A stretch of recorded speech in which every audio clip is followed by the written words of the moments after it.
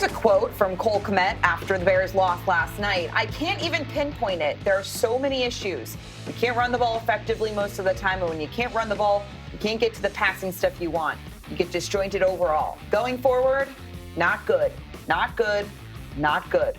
This is going to be a tough end to the year here, and that's reality. Anybody saying otherwise, there's a lot of work to do, a lot.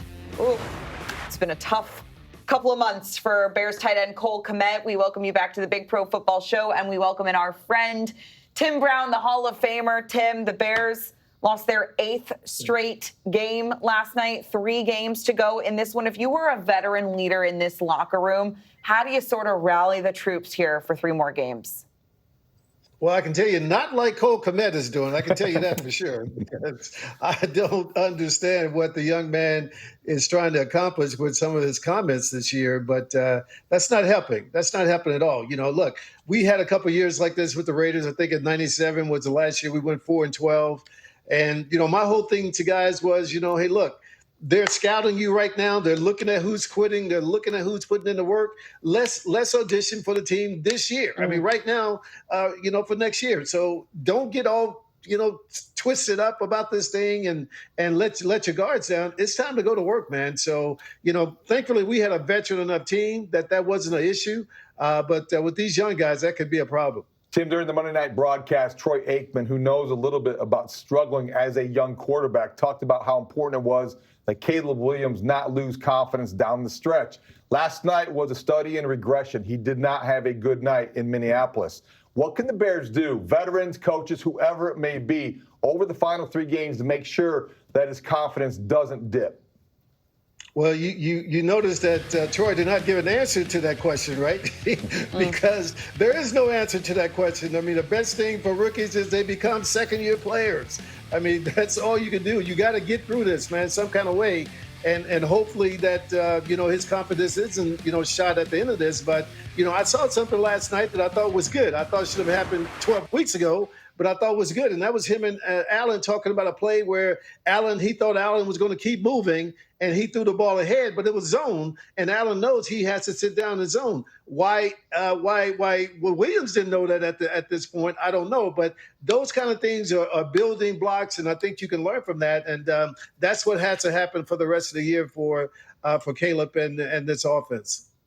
Unfortunately, Tim, right now we are turning our attention to the draft. And from this current trajectory, it looks like the Bears will have another top 10 pick. We know you watch college football. What position group, or is there a specific player, someone you think the Bears should be targeting or eyeing during the draft?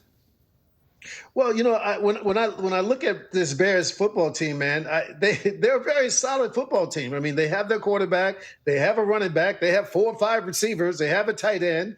Offensive line is not horrible. This may be a situation for them to trade down and get a couple of guys, you know, maybe some need players, you know, maybe you always can't have enough, you know, offensive linemen around, or you certainly can't have enough defensive guys, linebackers and especially cornerbacks in this league. But, you know, maybe you take a guy like Travis Hunter and then you trade a couple of the guys you have now. But I think sitting where they're sitting, I think this is a great opportunity for someone coming in to make a big move and a trade down and bring in 2 or 3 players. To me, would be a great move for the Chicago Bears.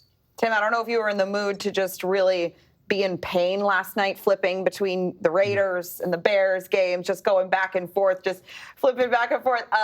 I'm sure you had your eye on the Raiders. Those guys are in the race for the number 1 overall pick. Is there someone that you want to see taken if they do land at number 1? Yeah, my wife kept asking me, why are you doing this to yourself? Just to let it go. Turn the TV off.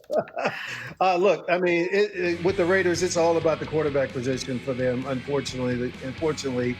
They have to bring in a quarterback. And, you know, to me, a guy like Shedeur would be great because in his head, he thinks he's ready to be a NFL quarterback. He may have a lot to learn, and we're seeing that with Caleb.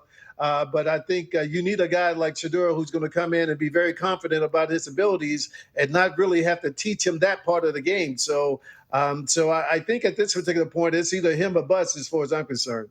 Great stuff, Tim. We are looking forward to seeing how the season finishes, and we're rooting for your Raiders to get the number 1 overall pick. We appreciate you, my friend.